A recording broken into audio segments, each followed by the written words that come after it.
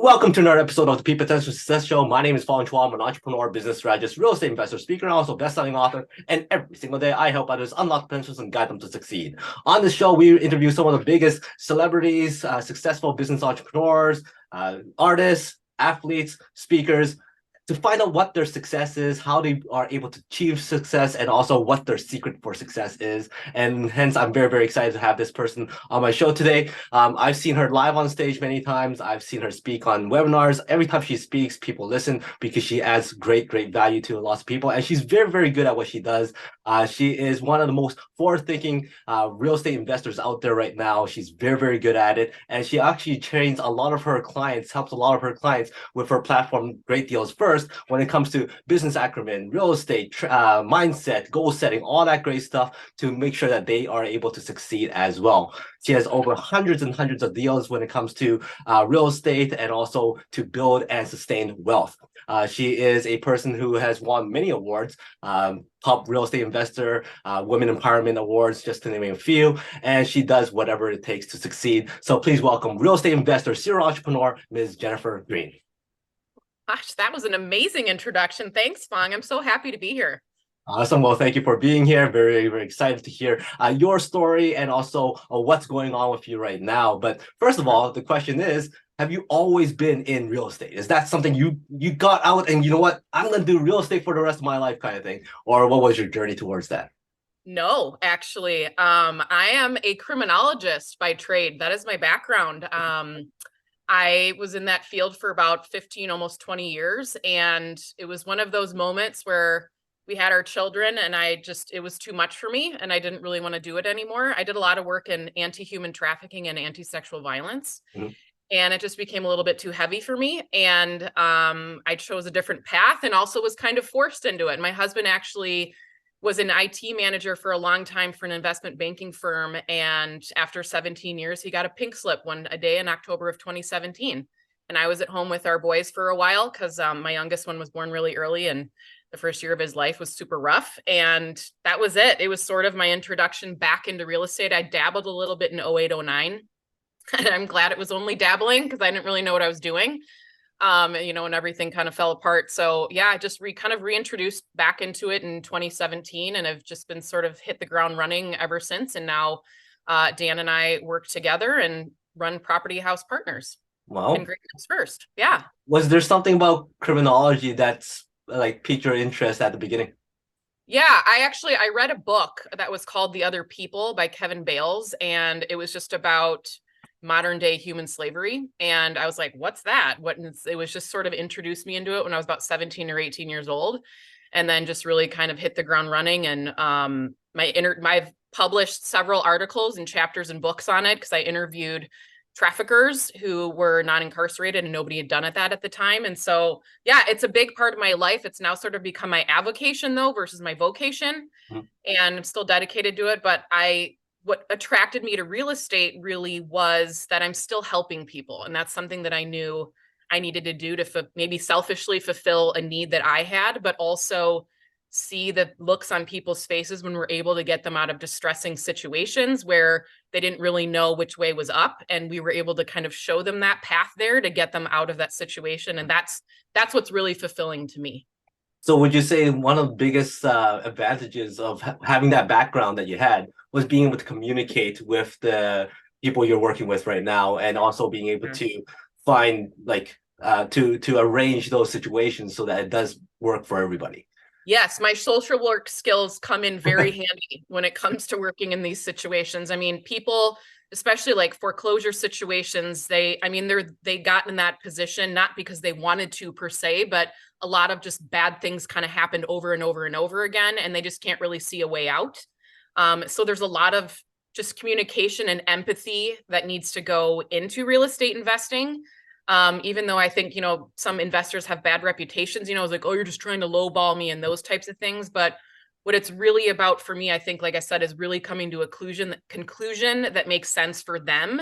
And obviously it has to make sense for us. We're a for-profit business. I mean, we have to feed our families as well. And I think the clients that we work with completely understand that. And the people we get referrals from, that's kind of what Great Deals First is built on, understand that. And we're just very open and honest about our communication. And I think I'm just a pretty blunt person.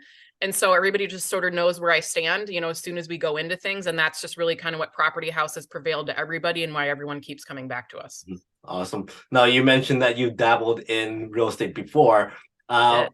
what was the difference between the first time you got into real estate and then the second revamped version of getting into real estate? Well, the first time I had no idea what I was doing. I read a couple books and was like, hey, this might be easy. And like I said, thank God I never got into it. But now it's like I've done trainings. I have several coaches that help usher us along. I mean, I have 3 or 4 different coaches because I just find coaching to be extremely important and just imperative to anybody who's in business, really anybody who's kind of doing anything, right? We don't think about, oh, I'm in business, I need a coach. It's like, well, I'm an athlete, so I need a coach. And that's just, it's like, it's the same thing, right? We're practicing business every day and we need someone to coach us to be great. Mm-hmm. What was that very first real estate deal like?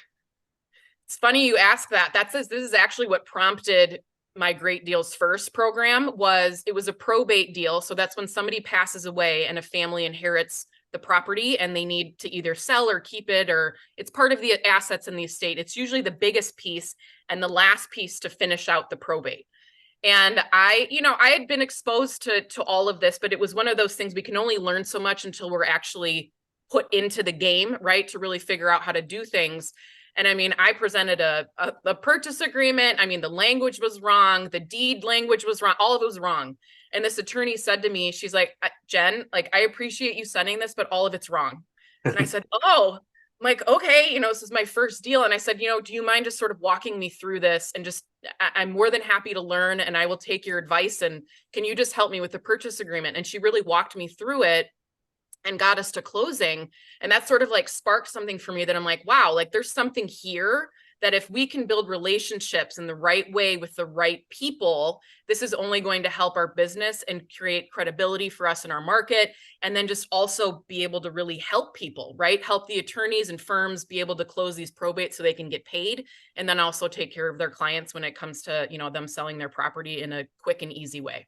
Mhm. Now, how far did you go until you decided that this is something you want to do full time? We've been doing this for about 5.5 years. And for me, it's probably the longest I've stayed at one place doing the same thing. Mhm. I always said to my husband, I'm like, I was a really bad W-2 employee because it was just hard for me to stay motivated and do things when, you're not really given, you're made to stay in a box. And for me, that didn't really work. And so I think with running our own business, it's given us the ability to be able to kind of, do things the way that we want to do them, do new things when we want to, not based on a budget or based on, I mean, obviously we're smart about that stuff, but it just opens the door to be able to give us the ability to do other things when we want to do them and initiate them in the time that we want to. Nice. Now, and as real estate investors, we always have that special home that we remember walking into and complete shock ourselves as to what this exists. Oh yeah. Like some of the most creative deals or the most obscure places that you've ever walked into. Do you have a story like that you could share? For myself, I walked into a house with a bowling ball stuck in the wall, so. Okay, I've never heard that one. That's really interesting. But like this is some of the fun stuff that we like to talk about, because it's one of those things like you don't think it could happen, but it really does. Yeah. We had a property. Actually, it took me a year to close it Wow. because there were so many issues with title. There were judgments, there were liens, there was tax liens, a foreclosure coming. One of the owners had passed away. The other one was in an assisted living with traumatic brain injury. I mean, power of attorneys. It was crazy. But the house also too was a lovely house. You couldn't really tell anything was wrong with it from the outside, but the minute you stepped in, I mean, there was stuff. This was a 4,500 square foot house filled to the brim with stuff. I mean, it was $10,000 almost to clean this house out. It was crazy. And the person was living there, unfortunately, in that situation too. I mean, and it was like there were beer cans and Ensure cans all over the floor. That's pretty much what he lived off of. And then actually my cleaners found a dead cat when they were Mm. like moving a couch. I mean, like literally the head fell off of the cat. And yeah, I mean, it was just stuff like that where you're like, and that's the thing too, is that I would never, ever want to judge because we don't know what other people have going on in their lives. But that's some of the stuff where I'm like, gosh, this was a really tough situation. And I know for the seller too, it was like, I don't really even know what to do with this. I'm so overwhelmed and I just need someone to help me. And that's where, like I said, the stories always make for, like, wow, this is what I found. But when we really dig deep into it, it's like, it's really tough sometimes to deal with those situations. And I feel blessed to be able to go in and be able to help in that way, because I don't really know if anybody else would have been able to help, because there was also no flooring in the house. I mean, it was crazy. Yeah, well, the property I walked in was a bi-level. So you Okay. walk up the stairs, and Yep. when you look forward, there's that wall that separates the living room and the kitchen. And there was this Okay. hole in it that you can literally stick your head through and look into the kitchen. I'm like, huh, I wonder what caused that hole. And then you turn around and there's a bowling ball stuck on the wall. I'm like, that's what caused it. Wow. I mean, I would love to have seen how that happened. I mean, honestly, like be a fly Rage. on the wall for that one. We Lots have and one lots of right rage. now too. We have one right now too, where the gentleman that owned the house had at least 3 of everything. I mean, there were hundreds and hundreds of baseballs in the house. We ended up actually donating them to the local Little League team. We try to do whatever we can too with these houses that had so much stuff, donations, scrap, recycling, selling, all that kind of stuff, to try and at least be as responsible as we can, because sometimes there's so many memories and things inside these homes that mean something. It meant something to someone, but we have to be, we have to be responsible in the way that we get rid of these things. But also, like I said, if we can help in any way too on the backside, then that's what we do.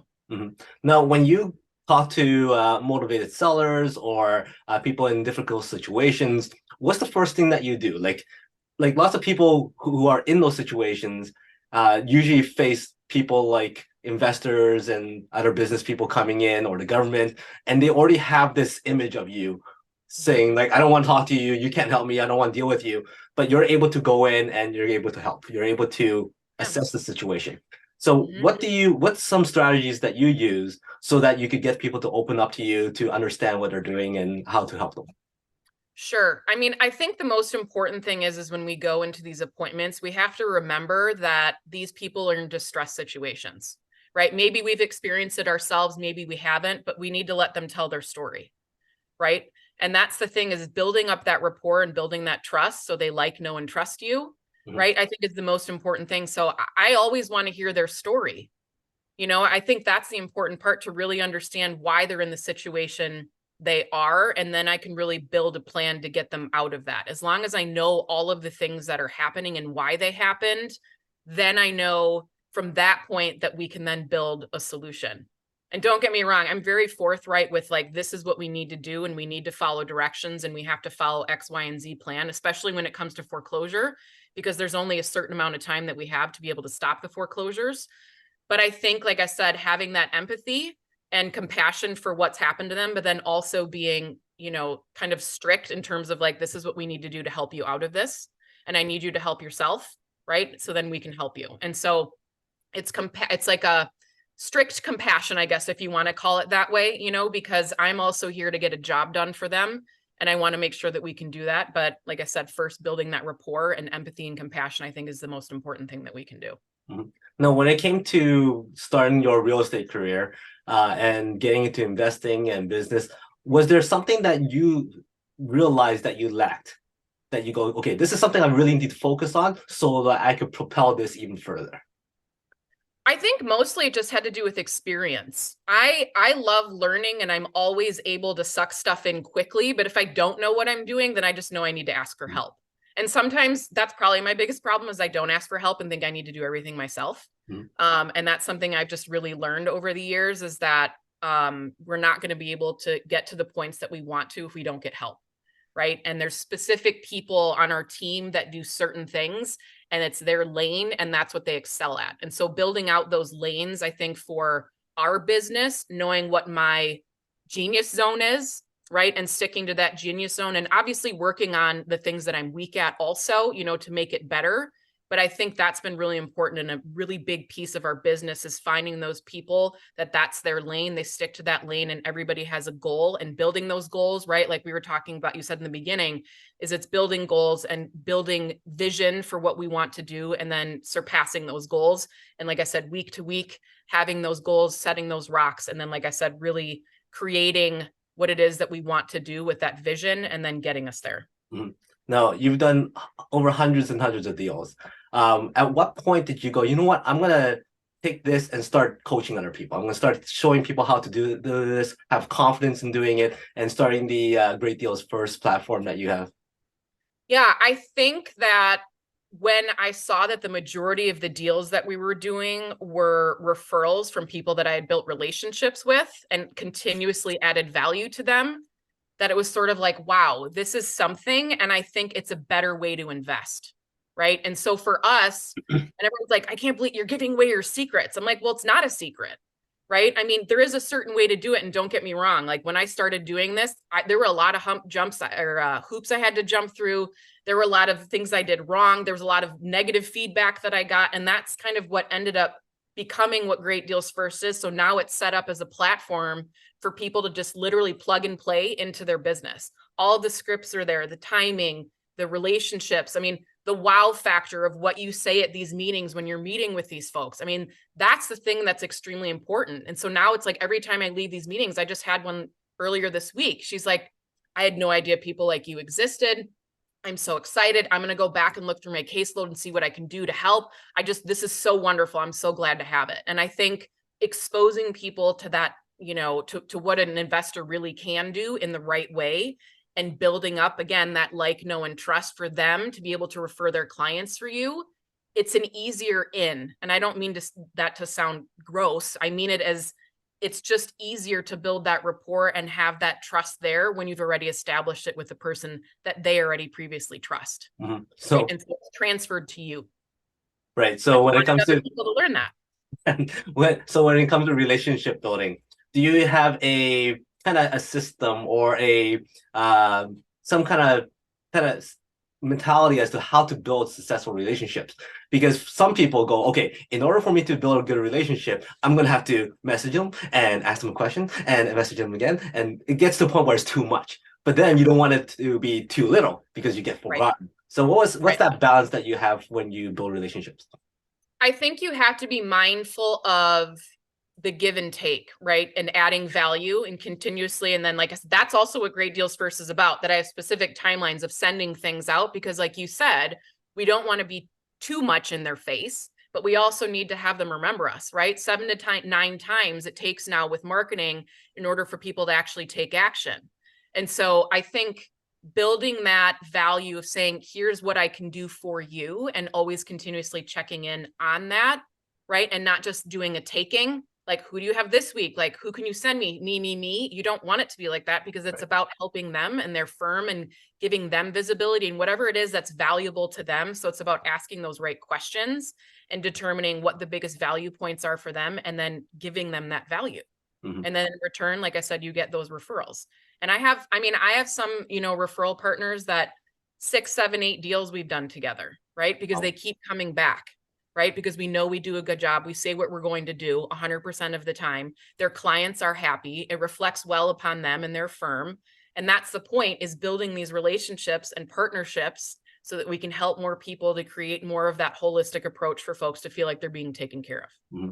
Awesome. Now, when people, aside from joining groups like your group there, what would you recommend people do if they wanted to jump into real estate first time? A group of people who have no money and a group of people who do have money. What's their first steps?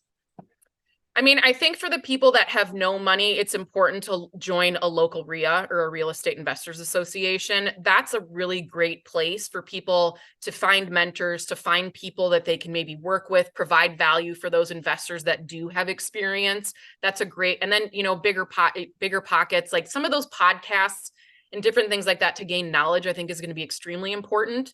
And I think everybody, says like, oh, I don't have any money, I can't do this. Well, you can. I mean, you don't need any money to invest in real estate. And I think so many people get scared by that, because it's like, well, this house is, $300,000. Where am I going to come up with the money? The thing is that if you have the deal, you'll find the money, Right. And that's the thing, as long as you have that good deal. I mean, you know that.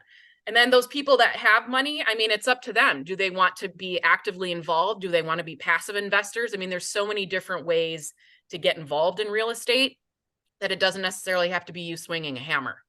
Right. And so, and if you do have money, get a coach, man. I mean, that is the best advice that I can give, is to have a coach, because that person is better than you and knows how to do it. So all you have to do is model that person. And then, like I said, you're going to get there faster than anybody else. Totally agreed. You mentioned about the fact that you could invest in real estate even though you don't have money, which is one of the biggest limiting beliefs that people have when it comes to real estate investing. Because I don't have money, I'm not going to even start.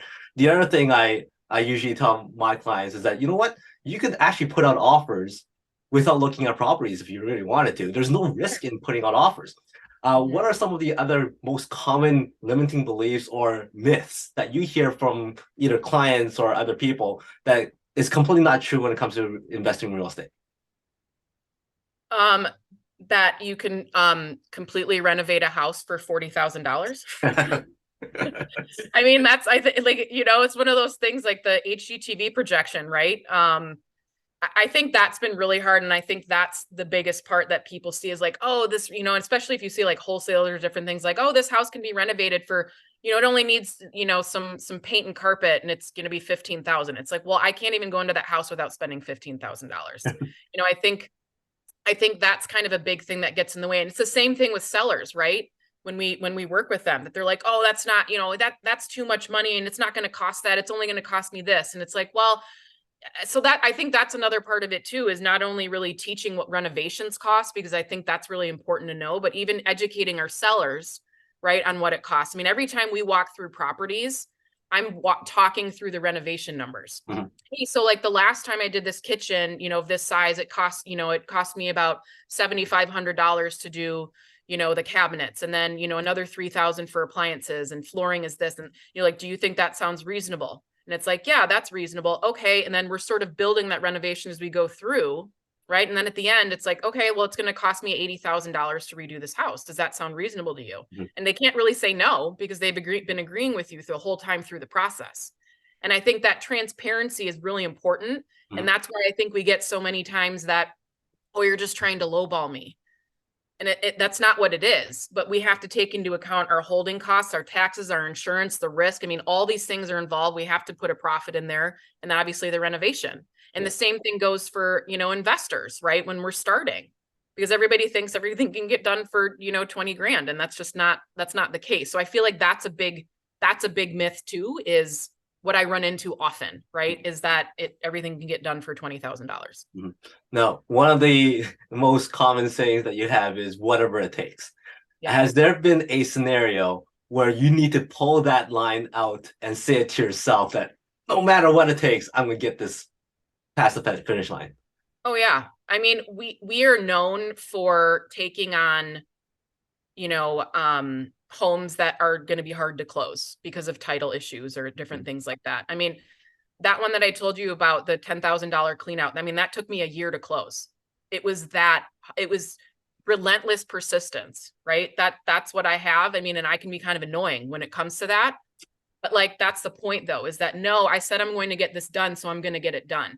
And yeah, it is a whatever it takes mentality, because especially during COVID too, I mean, there were so many things that we couldn't do. We couldn't do evictions. I mean, there was so much stuff. There was like, then the houses were getting even worse, right, during that time, because we couldn't evict and they were mad. And there were so many things that now that whatever it takes mentality now holds even more true than it did before, because we're in a different world now post COVID, you know, when it comes to some of that stuff. And I think, I don't want to do the hard ones all the time because they're exhausting, but I really love them though. And like I said, that's also what we're really known for, is figuring that out. And I have an amazing title person here that I go to. She and I have a great relationship. She will kind of like drop everything and do whatever we can for each other. Again, another piece of relationships, right, that are important, and adding that value back and forth, because frankly, a lot of these things would have never happened if I didn't have her, mm-hmm. right, in order to be able to figure that stuff out. So, right. Yeah.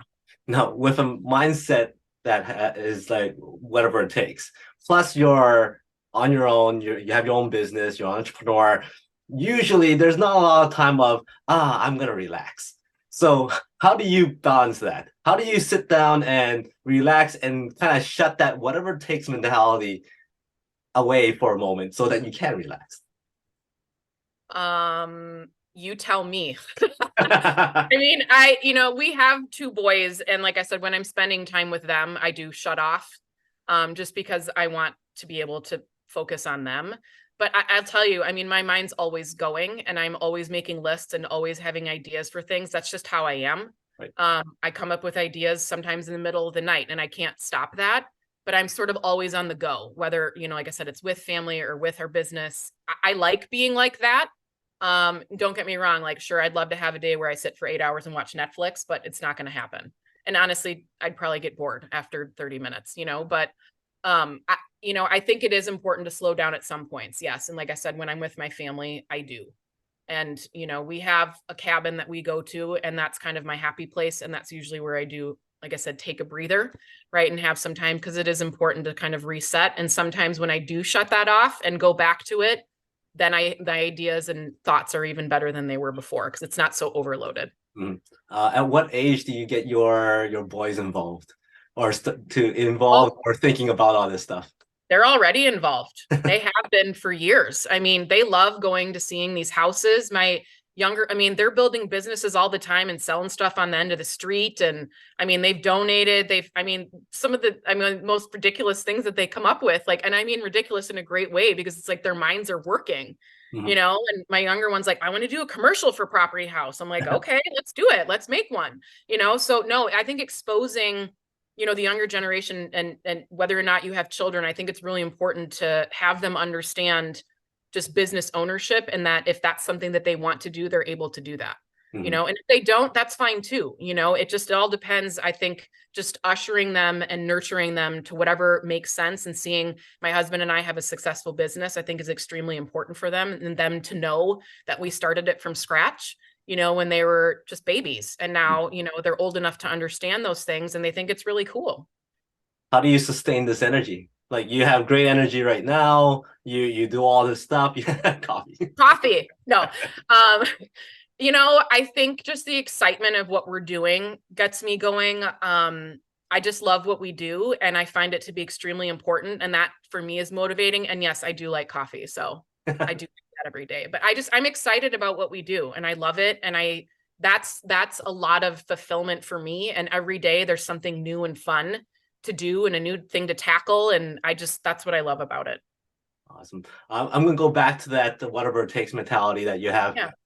When people tell you it can't be done, or that you shouldn't go and try this or try that, what's aside from that mentality of, okay, no, I'm going to do whatever it takes? How do you try and convince them otherwise, or you just go out and, you know what, I'm going to show you? Oh no, I just prove them wrong. I've always been like that ever since I was a child. I was an athlete growing up too, and it was always sort of like, oh, you're not going to be able to do that. You can't do that. And I'm like, well, I mean, I am going to do it. It's one of those things with me. Like, once I have an idea in my head of what we're going to do or what I want to do, I'm going to do it no matter what. I've Mm. always been like that. It's the same thing with our business. It's the same thing, in our life with our family. It's the same thing. It's just how I am. It's how I'm built. I've always been that way. And my husband knew that marrying me, that I was like that. And I think it's one of those things that we appreciate it, right? Because I don't know, I'm all about doing the things that we want to do and getting us there no matter what. Awesome. Now, what's the next big thing for you? What are you excited for right now? What are you working on? What's the legacy for you?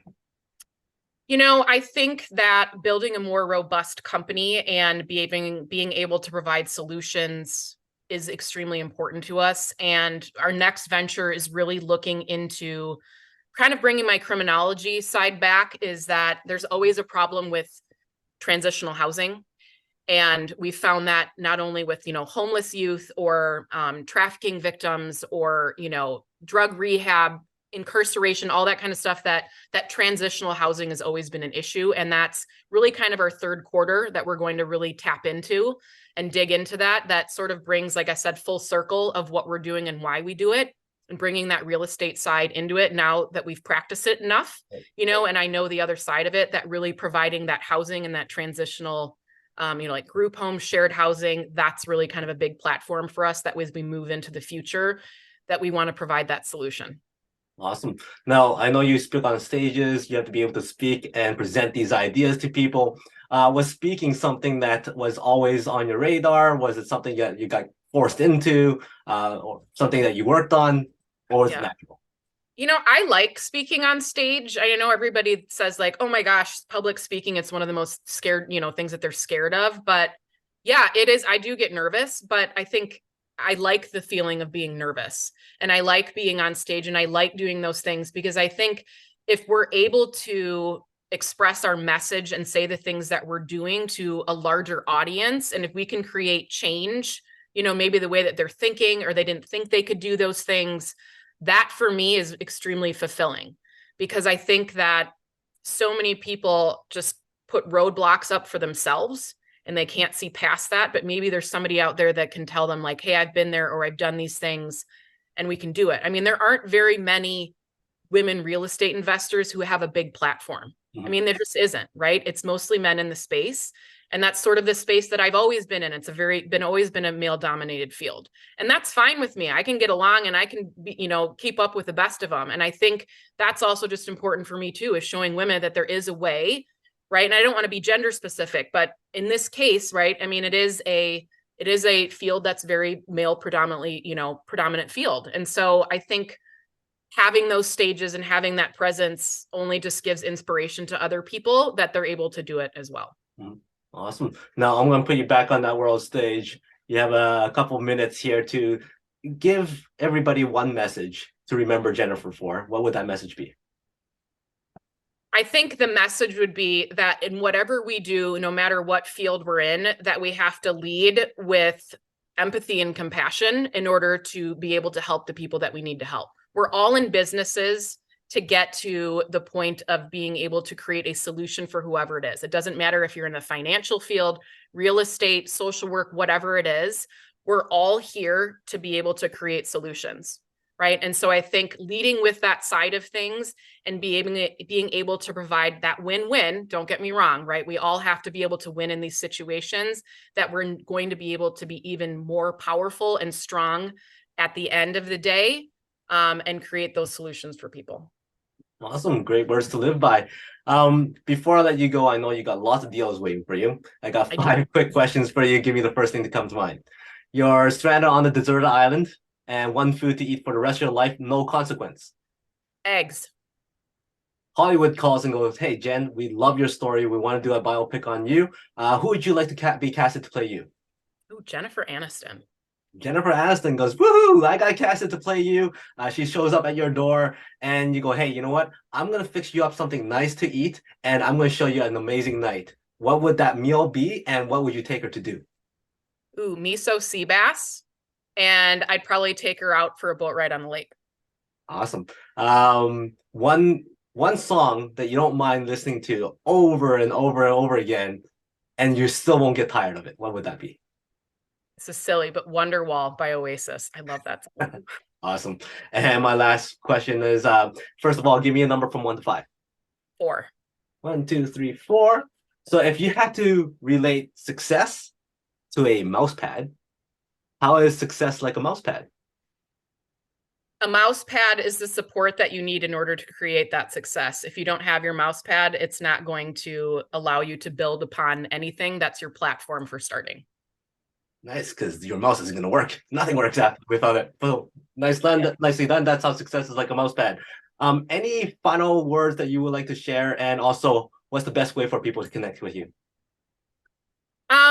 I think we have a couple different websites in order for folks to contact us. It's propertyhousepartners.com and then greatdealsfirst.com. And I'm also just available on socials. I know you're going to post those. We look at that stuff constantly and get back to everybody who messages us. And I think that the final message is really honestly that I think it's really important to do something in your life that you feel is fulfilling and that where you feel good about doing it every single day. I think so many people are stuck in jobs, that they don't enjoy and it's not fulfilling. And if we think about it, that's what we're doing for the majority of our life is quote unquote working. And so if we're not doing something we enjoy, it's time to do something different. Nicely done. So make sure everybody out there connect with Jen. She's obviously somebody who's really good at what she does. Connect with her with real estate, with maybe even chatting to find out more about what she does, so that you could become more successful and be on the right path. Connect with her socials, and I'll have those out there on the posts and whatnot. So thank you very much for your time. It was great. I never knew you were a criminologist, so that's something new I found out. Yep. Once again, thank you very much. And for Yep. everybody, she is Jen. My name is Fong. Until next time. Today is the day to lock your peak potential. We'll see you later. Bye.